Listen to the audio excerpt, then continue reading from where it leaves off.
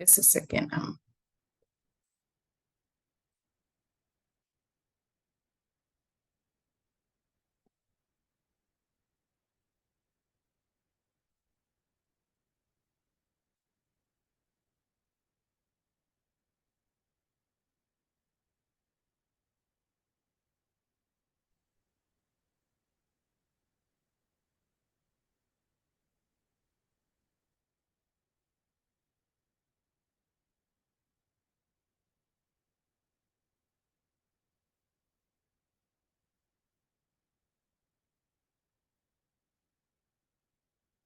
Please, are you able to see my screen? Yes, we can. All right, thank you. I still can't hear you all, so I guess I'll still go ahead. So hello everyone. I hope you're doing well. It's good to be with you all. I cannot hear you, but I hope that we'll still be able to have a good time together. So today we would like to continue the series that Clcd has been organizing, and for the past number of months, there's been focus on qualitative research and how to ultimately design, collect qualitative data. There's also been presentations on literature review for both qualitative and quantitative research, and then also developing surveys or developing questionnaires for quantitative research. So today we want to talk about effective strategies to collecting data, but I am setting it up in such a way that we talk first about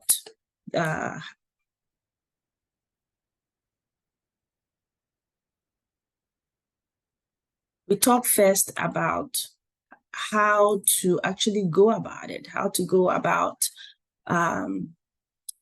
quantitative research in comparison to qualitative research, especially since many of you have, should I say, more exposure or a stronger background to qualitative based on the research series. All right, so I hope by the time we finish this presentation, you would be able to have clear ideas on the differences between quantitative and qualitative research, and you would be able to deduce what the pros and cons are. I'm not going to talk much about pros and cons, but hopefully through the discussion, you would be able to deduce that for yourselves, and then also describe or be able to identify strategies that can help you design and collect quality quantitative information. So when we talk about qualitative research and quantitative research, what exactly are we talking about, right? For what we already know, qualitative research has to do a lot with, for some reason, my screen is acting up. Just a second, let me put it here. All right. When we talk about qualitative research, we're talking about information that we are able to collect, receive from people that we ask questions. But oftentimes these responses that we receive are in the form of words, sentences, symbols, pictures, statements that individuals give us, right? Whereas when you think about quantitative research, broadly, we also try to source information, collect information from individuals or who we typically call our participants or informants.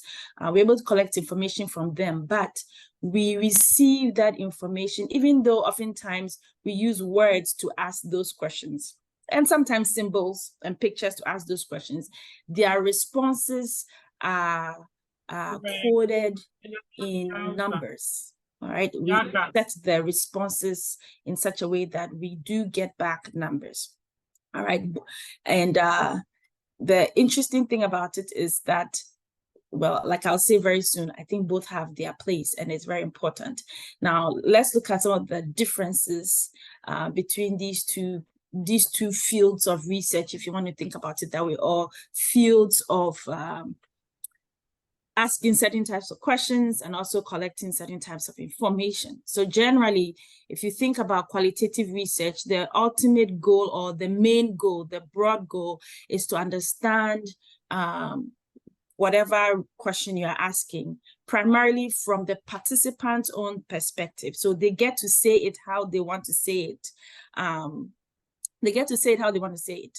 And they get to, and we get to use their words. Whereas when you think of quantitative research, we seek to understand behavior, but oftentimes guided by a set of questions we have asked them and a set of responses they've got to choose from.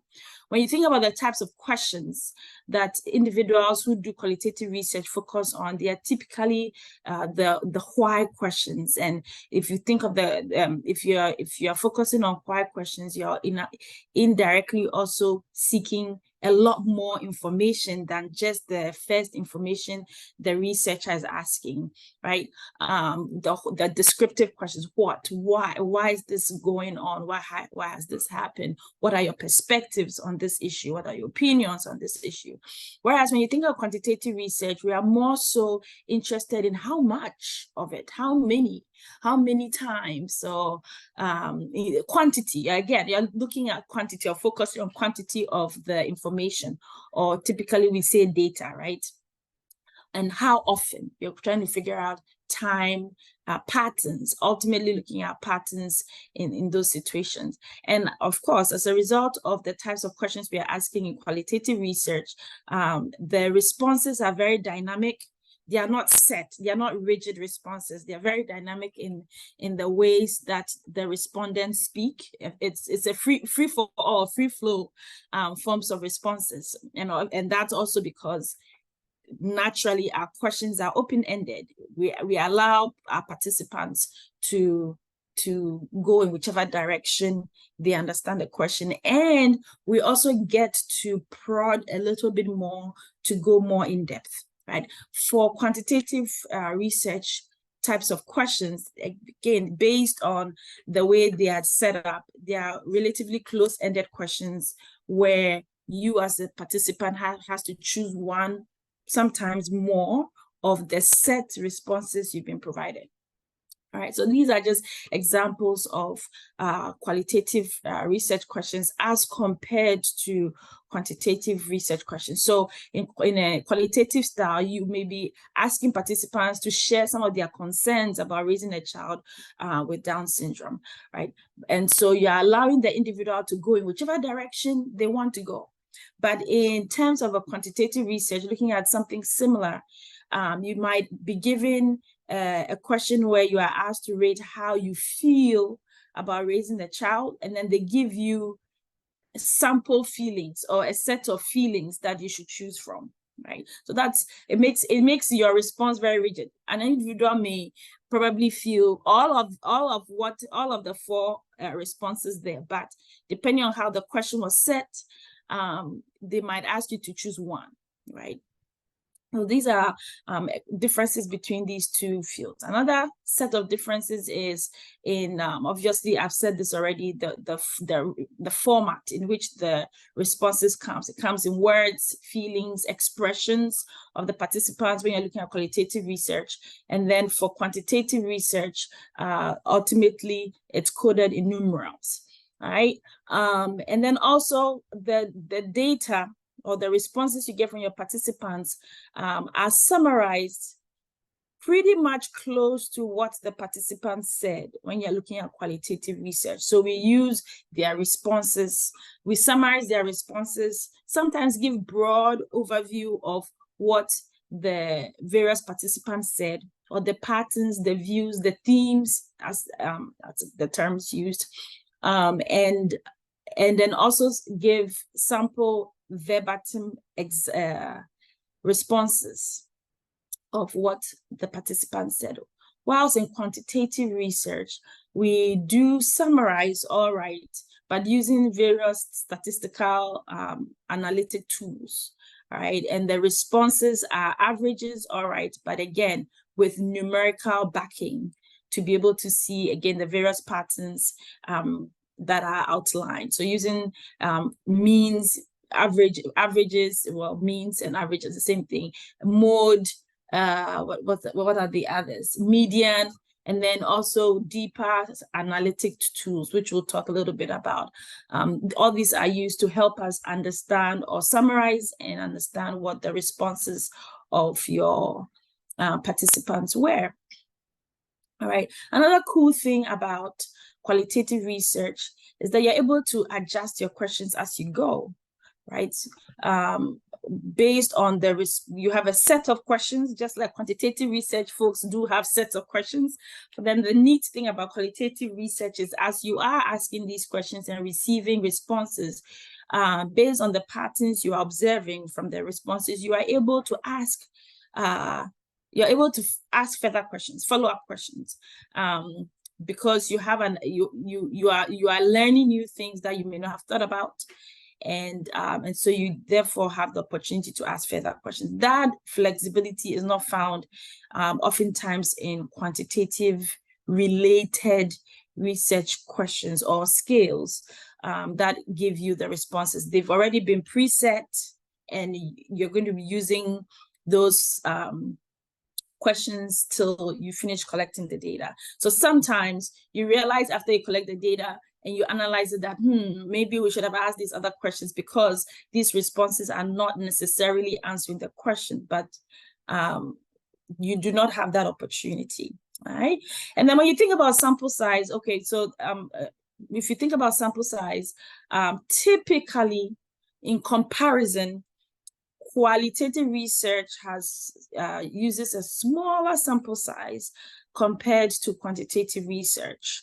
All right, quantitative research needs technically needs larger sample sizes to be able to, as it were, fulfill various assumptions when using the various statistical tools, right? So for example, to reduce as much bias as possible, the assumption that the larger the sample size, the relatively more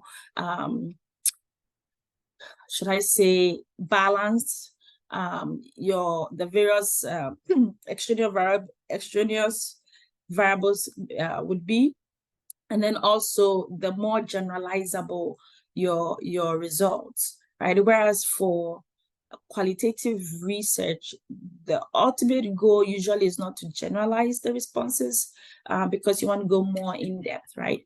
And so typically the sample used are not representative of the population of interest, but they also provide enough time and opportunity to go in depth to ask the various questions that are needed. So depending on what your research question is, you are going to be needing to use what really works for you. All right. Now, the last piece I want to talk about in terms of looking at the differences between the two and hopefully helping individuals or the audience who may not necessarily notice the differences. Hopefully this gives you a little bit more comparative understanding, is also what it is that what exactly it is that we are analyzing. I've mentioned some of these already, but I kind of put it in this term again because depending on what who's reading, it might make a little bit more sense to individuals. We tend to analyze the words, and so for qualitative research, we begin to pay attention to patterns, themes. What are the broad cluster of themes based on the research question? What are the sub ideas based on the research question? All right, or you cluster or group the various drawings because there are certain patterns you're seeing in some drawings versus others, and then we're able to then interpret or talk about those responses. All right, whereas in quantitative research, these groupings are typically looking at the numerals, and interpreting what those numerals mean. All right. When you think about psychometric properties like how reliable your data is, typically, because of the structured or relatively more rigid responses we provide, we are giving the same set of responses to everybody who participates, right? And therefore, data is usually, or responses are usually seen as relatively more objective and uniform.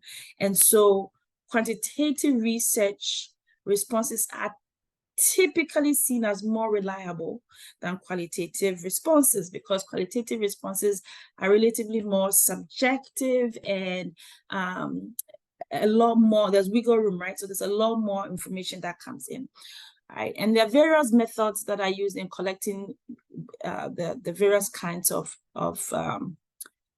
responses based on the various kinds of research you're doing. For focus groups focusing on 2 or more people, right, versus the one-on-one interviews or naturalistic observations. You can use archival data. Again, the data is there already. For example, historical information, so you can look at the patterns within them.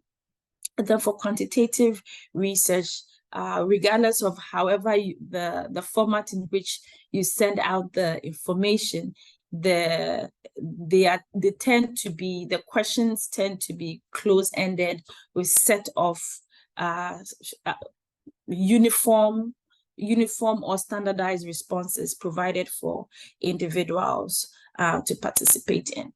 Okay, now in doing research, and obviously if you want to ensure quality research, quality data collection, you want to be guided by the various methods or standards or processes that govern what you're doing. We do have what we'd call the scientific method when you look at it for the qualitative research. I did not include that because based on the previous presentations done, conversations and discussions have been done on that. But when you focus on the quantitative research process, there seems to be a standardized, uniform, step-by-step process, right? You cannot do step 3 before doing step 1. You cannot do step 3 before doing step 2. However, in qualitative research, there is that wiggle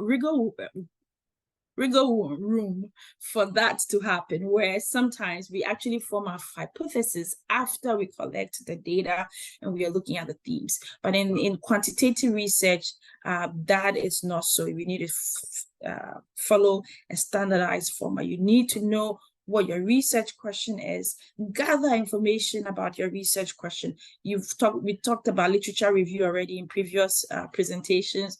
The goal of the literature review is to understand what exists already regarding your research question. The beautiful thing about that is it helps you understand, one, the theoretical principles that guide your work, and that's very important also in quantitative research.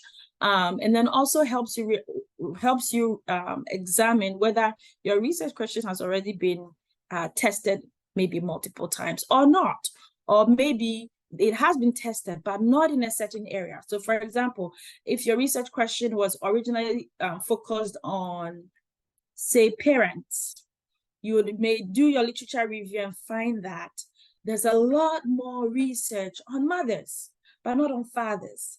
And would that then influence how you move forward? Maybe you might be interested in looking at the same research question, but more so with fathers, right? Or the study has been looked at focusing on adolescent females or males. What about females, all right? Or it's been looked at with typically developing children of a certain age, right? And in a certain community, in a certain region, or with IQ levels of a certain range, but not of the other range, right? So that's a cool thing about literature review, being able to read to see what exists, because that gives you a lot more information. And then also what gap exactly you want to fill, right? It also helps you figure out the various methods used or the kinds of questions that were asked. So that can guide you and enrich your own development or decision making on which skills, which measures to use for your research question. Okay, and then also based on that, you are able to formalize of your hypothesis, ensuring that your variables are very clear. In qualitative research, sometimes we don't even know what's out there, right?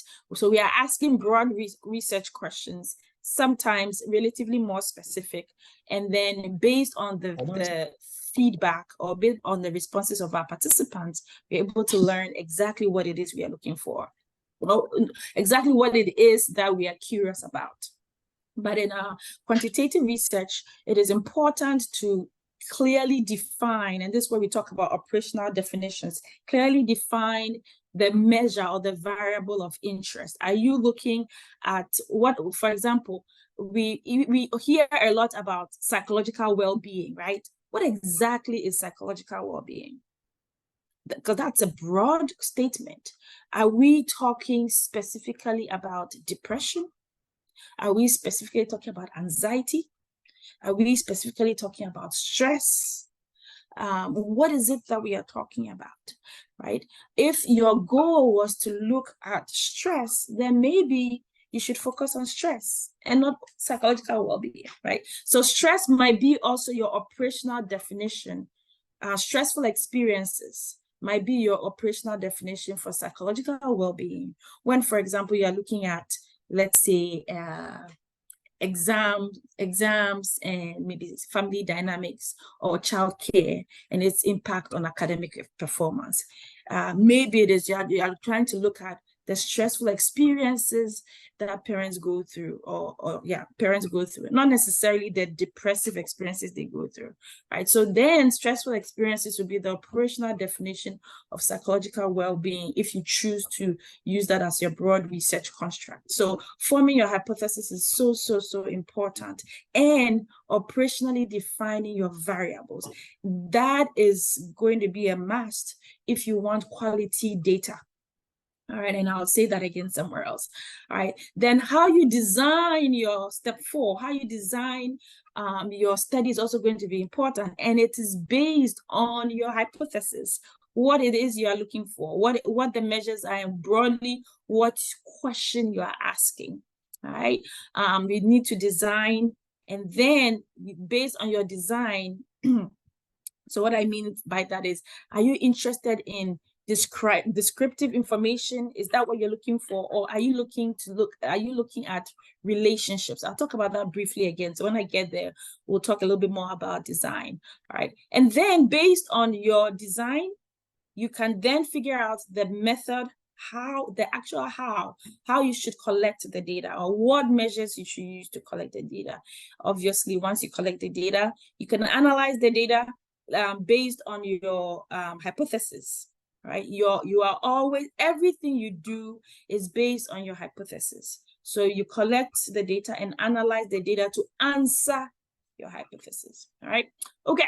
So before can I jump into some of these pieces in quantitative research, sometimes people ask, which is better, qualitative research or quantitative research? I would like to hear your responses in the chat, if possible. Both are valuable, and I think for many of you doing research, you know that neither of them is better than the other. They are both valuable, and they also answer different kinds of questions, right?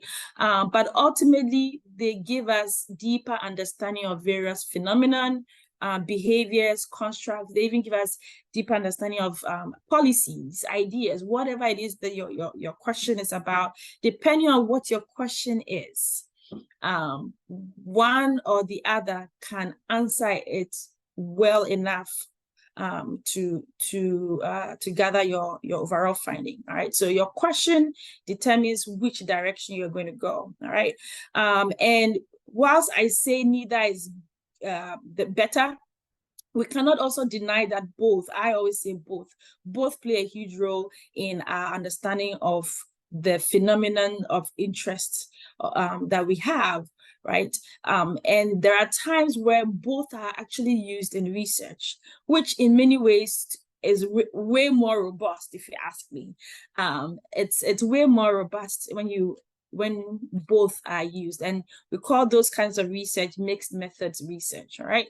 And in mixed method research, there are various designs that show up with it, where, for example, you might do that's the broad sequential design kinds of mixed methods research, where the primary focus is on qualitative.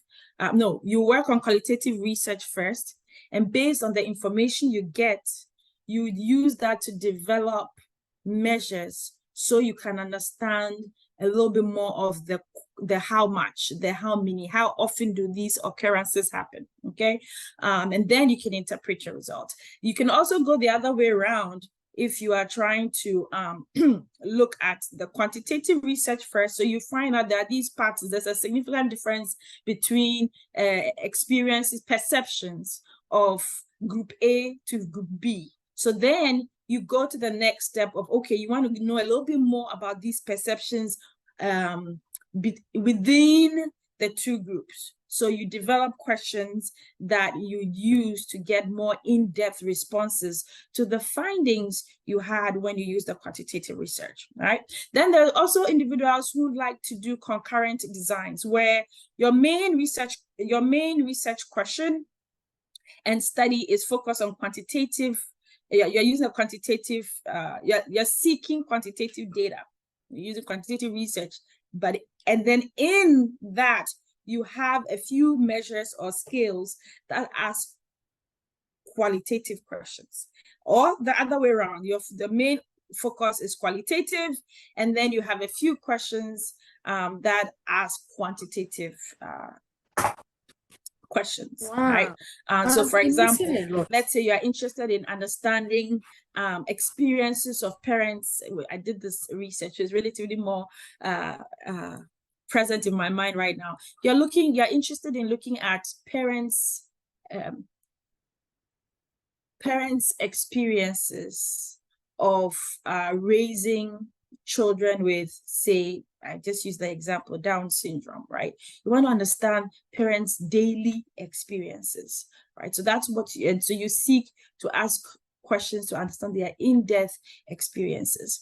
And then along the way, you want to understand certain patterns, or want to see how often this experience happens. So you may put in a measure. You might ask them whilst they're doing, either they respond themselves, or you ask them and then you put the responses there. Maybe you want to understand their stressful patterns every day, or anxiety experiences whenever there is a crisis of some sort.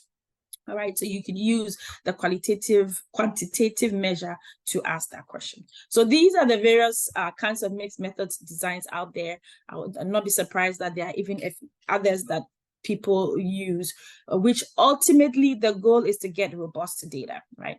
Okay, so let's now segue into talking a little bit about the various quantitative research designs out there, and then we can we can then tie it up together and talk about some tips to ensure quality data, all right, or quality data collection. There are about 4 to 6 types of quantitative research designs out there. You can break it up into however clusters you want. People even collapse into 3. Excuse me.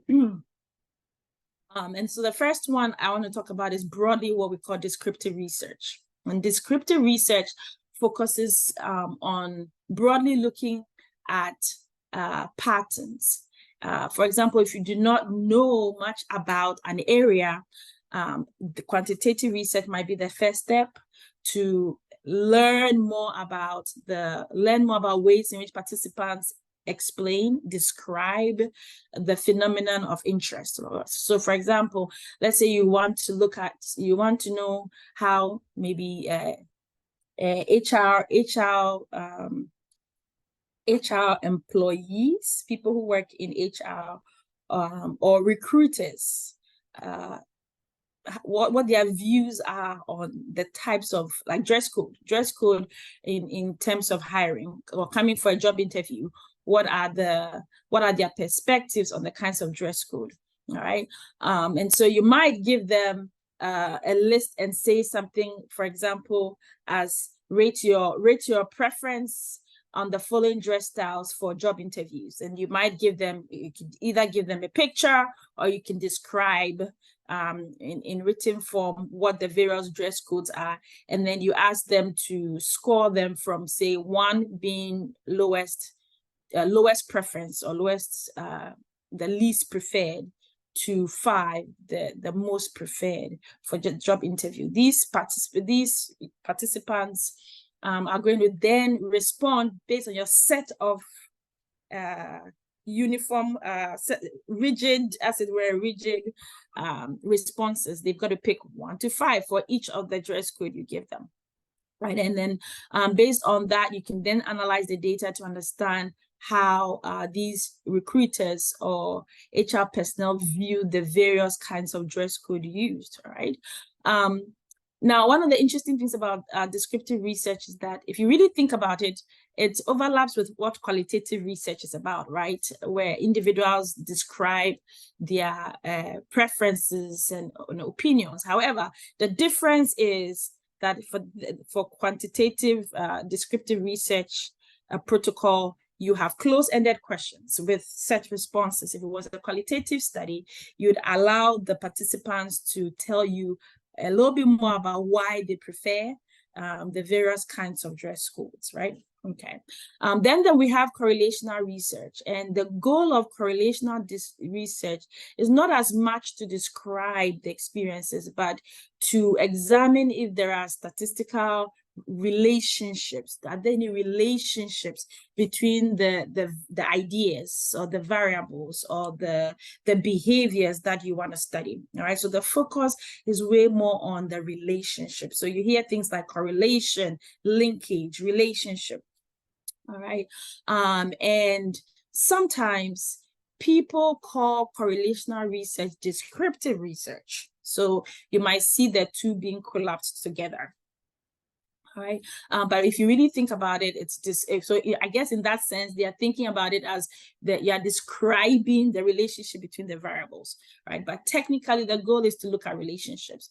In correlational research, in looking at the relationships, you are seeking to know if there is, for example, a positive relationship between the two variables, or a negative relationship between the two variables. And when we talk about positive relationships, we are pretty much thinking about, as, for example, as X increases, Y is increasing as well, right? The more you eat, or the more junk food you eat, the more weight you put on, right? That's a positive relationship between junk food and weight gain, right? The more food you eat, let me put it this way: the more exercise that you have, right? As you exercise more, you technically lose weight.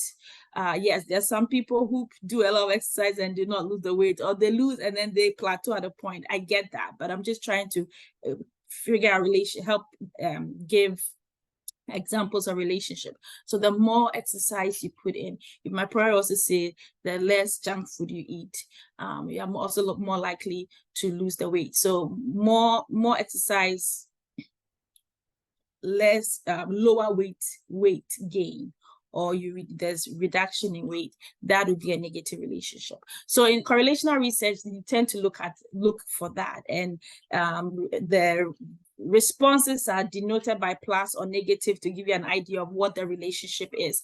Then you also typically see numerals. For example, 0.89 or -63. What typically the value 6389 tends to represent the strength of the relationship, and the strength of the relationship usually falls between 0 and 1, but more specifically -1 through 0 to +1, because you're looking at the direction of the relationship, right? So whether it's positive or negative, and then the strength being from 0 to 1 in either direction. So 0 then means no relationship. And then from 0, as you edge towards 1, the stronger the relationship, right? So obviously 0.89 will be stronger than 0.43. Now, negative 0.89 will also be stronger than negative 0.43 when you're talking about correlational research, because remember, the negative and positive sign denotes the direction, right? And then the magnitude denotes the strength of the relationship. So negative 0.89 means there's a stronger negative correlation between the two variables, let's say eating junk food and weight gain, versus negative 0.43. All right, that's a relatively weaker negative relationship. Okay, now the third design is what we'll call like quasi-experimental research, right? And for quasi-experimental research, and the fourth one being experimental research. Now note, all of these, your responses are oftentimes deduced or gathered in numerals, okay? As compared to qualitative research, where it's way more words, descriptors, symbols, and all of that. Okay, so for quasi-experimental research, as compared to experimental research, you are looking at patterns and relationships, right? However, the variables, the focus usually here is on the variables of interest. You have what we call the independent variables and the dependent variables in both scenarios, right?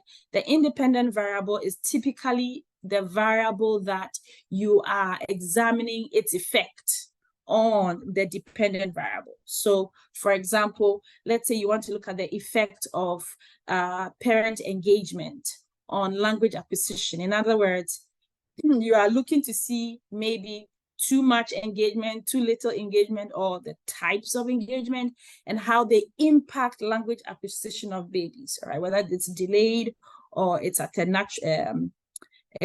natural or expected pace. All right, so your dependent variable is language acquisition. Your independent variable is parent engagement, right? Now, the interesting thing about quasi-experimental research versus experimental research is how the independent variable it's seen, and then also certain various other expectations seen in experimental research that you may not necessarily see in quasi-experimental research. So let me talk about the IVs first. So in terms of the independent variables, typically in experimental research, you can manipulate the variable. So for example, in parent engagement, if you are doing a specific experiment, maybe you have been able to operationally define, for example, parent engagement as, let's say, the number of hours spent with a child, right? And then you are interested in looking to see if 2 hours or less versus 3 hours and more, if there is a significant difference in levels of engagement and language acquisition, maybe over a period of time, or maybe over, let's say, during month 2 of the child. All right, here you are manipulating your IV, which is the number of hours, right? The parent spends. You're looking at those people. You're probably going to be looking at people who spend that much time versus 3 or more, right?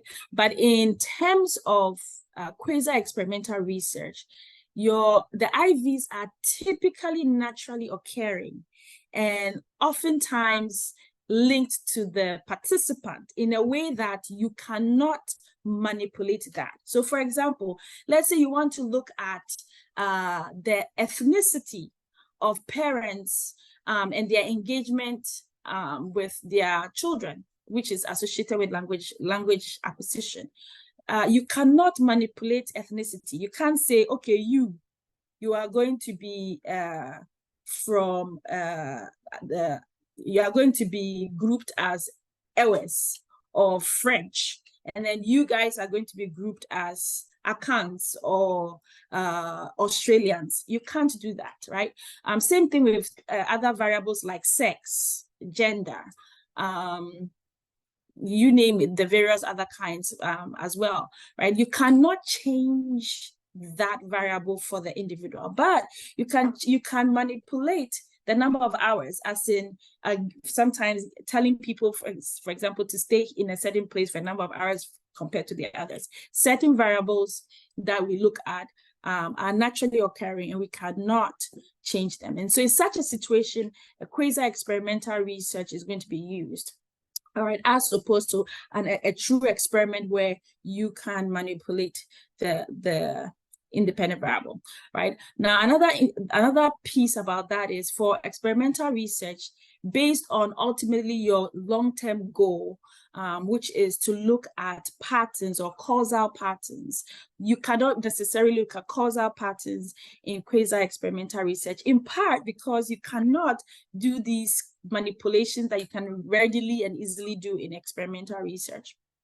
Right. So for quasi-experimental research, you tend to be looking at, I won't say fake experiment, but maybe we would say not as rigid or robust an experimental design as you do for a true experiment. Another interesting piece about experimental research, what people call true experiments, is that in terms of your participants, you are able to select your participants in such a way that, again, you control a lot about your groups that you are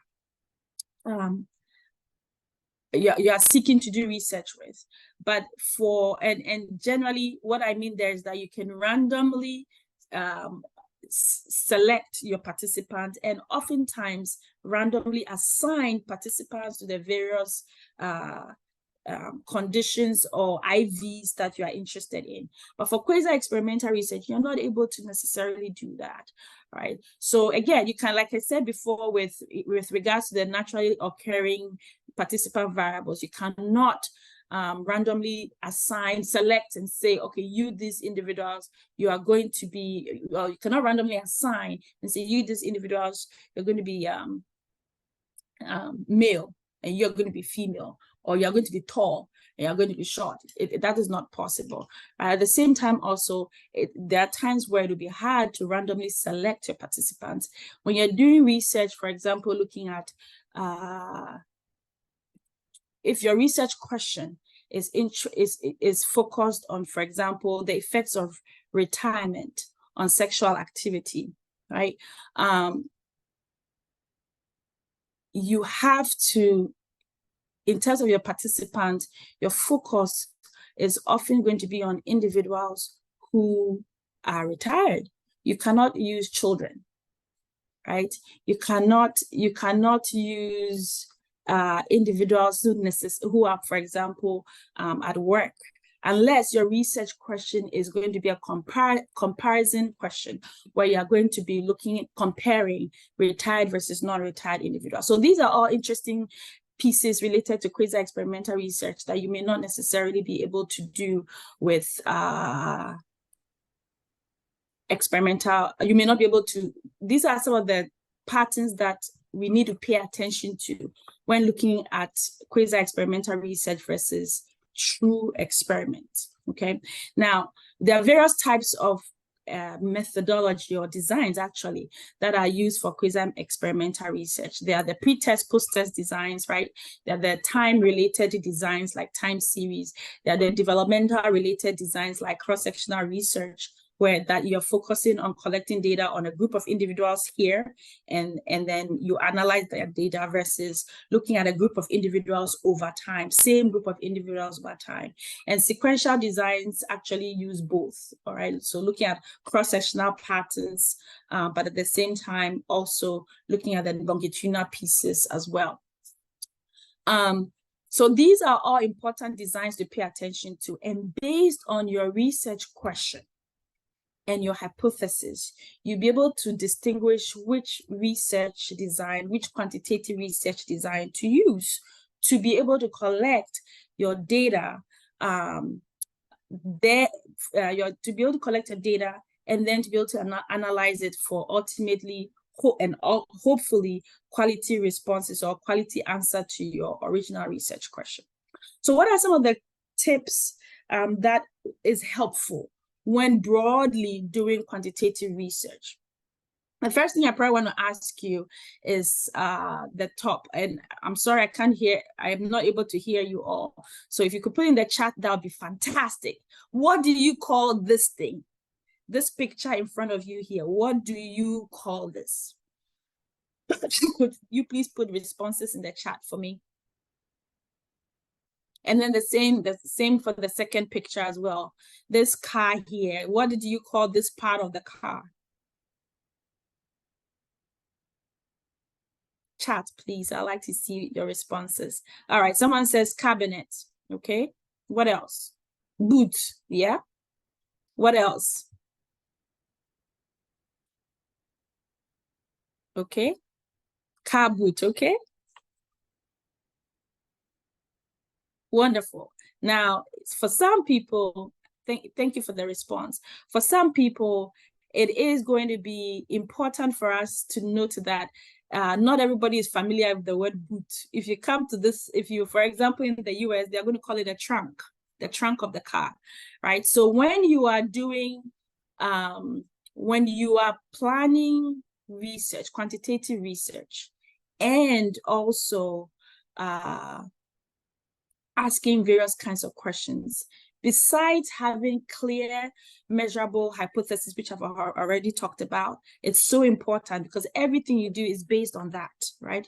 At the end of the day, your interpretation is going to be based on your hypothesis. So it definitely the variables of interest must be clear, right? And also linked to that, you want to be sure that your participants understand what it is you are going to be saying. You want to be very, you want to help them with that. So in some parts of the world, it's called the trunk of a car. In other parts of the world, it's called a boot. So if you are going to be asking questions and you are using trunk in a place where they understand boot, you're likely to get wrong responses, excuse me, or inaccurate responses. Right? In some places, they call this picture here cabinet. In some other places, they may call it a cupboard, right? So again, you must be careful to make sure that you know your population, understand they understand the variables that they or should I say use variables they understand, so that you are able to get more accurate responses. All right, and that also links to, I probably have one more picture on that I wanted to talk about. I probably talk about it somewhere else. That point 2 also links to the third point in another format. If you are working with people from different groups, you want to be sure that different cultures, you want to be sure that the process of your research is the same for both groups. All right, because your ultimate goal is to reduce as much bias, as much extraneous variables that can influence how your participants respond. Remember, you are giving only structured responses. If it was qualitative research, you might be able to deduce differences in responses based on an issue. So for example, let's say it rained and there was a flood, right? Before you started collecting data before the flood, and then after the flood, you continued. For qualitative researcher, you might be able to learn that before the flood, they might have answered in a certain way based on your research question. But after the flood, the flood impacted them, so responded in another way, right? You are not able to, we don't have that luxury always with quantitative research. So as much as possible, you want to be mindful when collecting data to make sure that everything, you're right from the design all the way to data collection, there is equivalence, there's uniformity in what you're doing, all right? So pay attention to language, pay attention even to dialect, right? So if the dialect, let's say you're collecting data in, let's say among the Akan people, broadly, you want to pay attention to what you're asking, how you're asking it, when you're talking to Fantis versus when you're talking to the Chims, because the responses would vary based on what they hear. And this is true with other languages as well. All right, the construct, you want to be mindful to be sure that it means the same thing. It means the same thing in every group you're working with. All right, if in a group it means something very different, you will get very different responses, all right? And that would impact your data analysis and interpretation of it, all right? You also want to be mindful of, you have to ask yourself who exactly needs to be answering your research question, all right? Of course, that is dependent heavily on your research question, your hypothesis, what your hypothesis is about, right? It's going to guide who it is that should be responding to the survey. If your research question is focused on parents and maybe their relationship with their spouse, yes, we may have access to, for example, college students, right? And so we might want to use college students for it, but we need to be very careful and make sure that the question we are asking is actually for them, right? So sampling college students does not necessarily mean that you're going to get the answers that you are asking relating to the relationship, like couplehood. Right? So you have to be very mindful what you're asking. And sometimes you would have to you would have to add questions in your survey that helps you distinguish who the participants are. Right? So for example, I was doing research on, say, premarital counseling, and you want to ask questions. And if your participant group is, let's say, a sample of college students, we know there are quite a number of college students who are probably married, single, in a relationship, divorced, all right? And so if we're going to give this question to college students, we probably have to ask questions that help us know who these participants are, all right? And then also make sure that the questions are such that they can answer it. So if your questions are for individuals who are actively, let's say, they're about to get married, so they are doing premarital counseling, right? Those who are single cannot answer those questions. So you want to make sure that you ask questions and skip patterns, if you have to use skip patterns, to make sure that it's the people who need to be answering the questions who actually answer the question. If there are individuals who are divorced, they may not be able to answer the same questions. They may not be able to answer the set of questions you have. You may want to give them similar questions, but the instructions would have to be different, right? So you need to pay attention to these nuances to ensure that you gather or you collect quality information, all right? Also,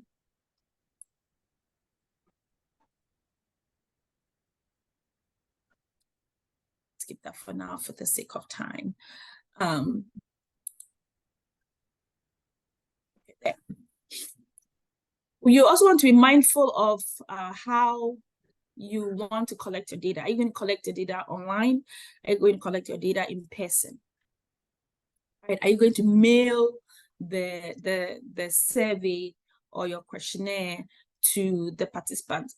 All of these things will depend on research question, your participants, and also their location. So if you live in a society where the mail system works and you can mail it, why not? You could use online if you want to, but you also have to pay attention to your participants. If your participants are college students, I guess that's a relatively easy way to go. But if your participants are elderly, And I'm not saying that older people don't know how to use internet or online stuff, but we still have to be mindful to ask ourselves, are they going to be able to answer these questions online? Or would it be better if we sent like a paper version, or we are there in person to collect that data with them present? We need to ask these questions and not just use online because it's easier. As an example, I'm using online as an example, or in person because you can easily find the people and just walk to them. You need to be mindful of these questions. You need to figure out what would be the best modality, what the advantages are in using it, and what the disadvantages are also in using it. All right. You also want to be mindful about where you recruit from. Where are you going to recruit from? Are you going to walk or go to the location? For example, going to the bank, the bank, because your research question is focused on the tellers. Would that be the wise way to do it? Or would you just send it through social media? Or would you decide that you're not going to use any of that? You would find a market research platform and then post your questions there, include your inclusion criteria, and then collect the data that way. You want to find that out because that is also going to influence the quality of your responses. All right. Now another piece I want to add to where you recruit and the modality you use is with regards to online surveys. Online surveys, we know, has been really helpful to all of us who do quantitative research. But we really have to ask ourselves who exactly is taking the survey when we put it out online. All right. So when you put a survey out, let's say you decide to use Facebook or Reddit or any of the online social media portals that are familiar to your environment or to your people group, who exactly is answering those questions? We typically say that participants should be, especially if your research questions for adults, participants should be 18 and above. But on these platforms, are there participants who are below 18? Is it possible that they will take the survey and say they are 18? Now, that also bridges into ethical issues, right? At the same time, it dilutes your responses if you're having individuals who do not qualify, but they have easy access to the service. So that's something you need to figure out and ask yourself how you can ensure that you are collecting quality responses or quality data based also on your research question.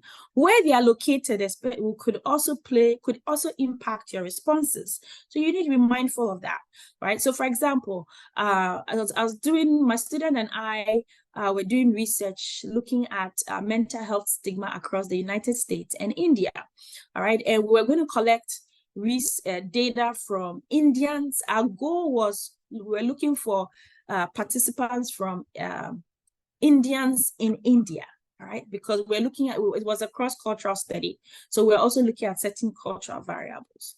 And so we used one of the market research platforms.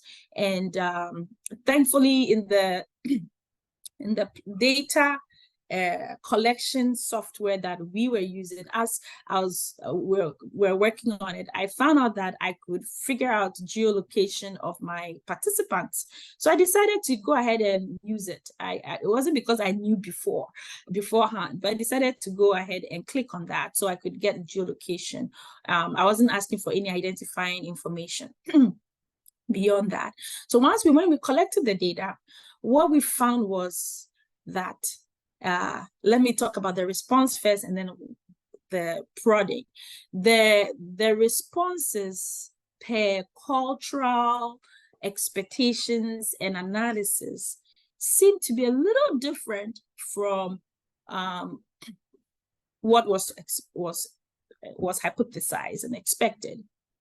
So as we were going through the data and cleaning the data, looking at the geolocation, what we found was that even though the respondents or the participants who used the market research platform said they lived in India, a number of them were taking the survey from the US, and then also from other countries, not India.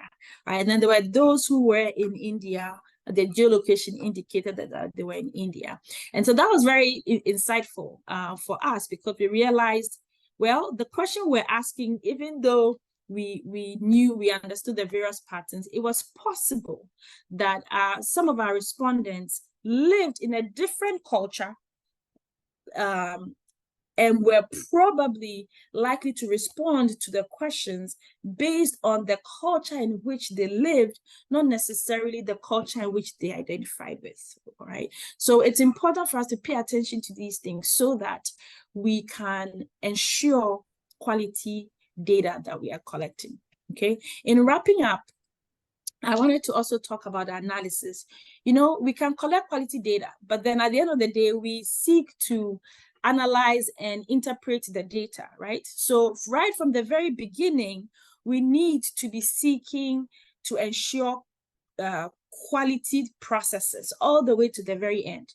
So we need to also involve people during the analysis and interpretation stage, because typically when you have multiple people working on working on one's research and analysis, it's amazing how much stronger, and maybe should I say purer, the responses end up becoming, because you have multiple